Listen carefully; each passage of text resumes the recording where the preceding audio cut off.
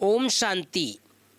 प्यारे भाइयों बहनों, आज 61 नंबर 61 मुरली में आने वाले एक बहुत प्यारा शब्द कभी कभी आता है और वह शब्द है धोबी के घर से गई छू। बाबा कई बार बोलता है ना, मैं सोनार हूँ, मैं लोहार हूँ, मैं धोबी हूँ।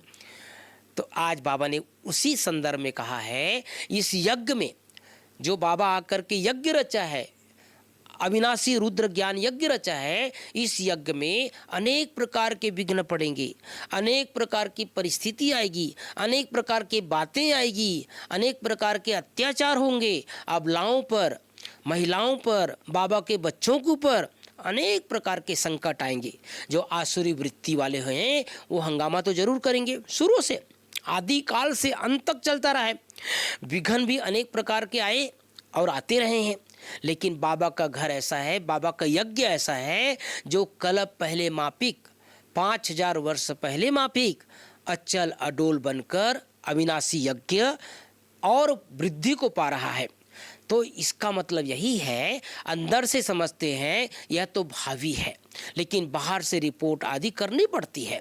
जानते हैं कल्प पहले जो हुआ था वही होगा, इसमें दुख की कोई बात नहीं।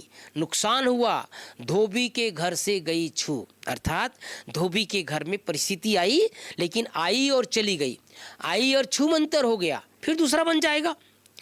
आखिर अगर मान लो जैसे कोई ऐसा संकट आता है, परिस्थिति आती है, तो वो जब परिस्थिति आई, कई बार ऐसा हुआ है, बाबा के, आप लोगों ने मुरली में सुना होगा, बाबा के चित्रों को जला दिया करते थे, बाबा के घर को तोड़ फोड़ कर दिया करते थे, इवन हमारी मम्मा को कोर्ट में भी जाना पड़ा।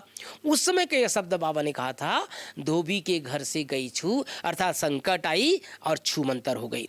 धोबी अर्थात बाबा के यज्ञ में जो सबका पुराने कपड़ों को धुलाई कर रहे हैं, सफाई कर रहे हैं, आत्मा को कंचन काया कर रहे हैं, तो इसमें परिस्थिति आएगी, विघ्न आएगा, लेकिन छू हो जाएगी, अर्थात चली जाएगी। ओम शांति, ओम शांति।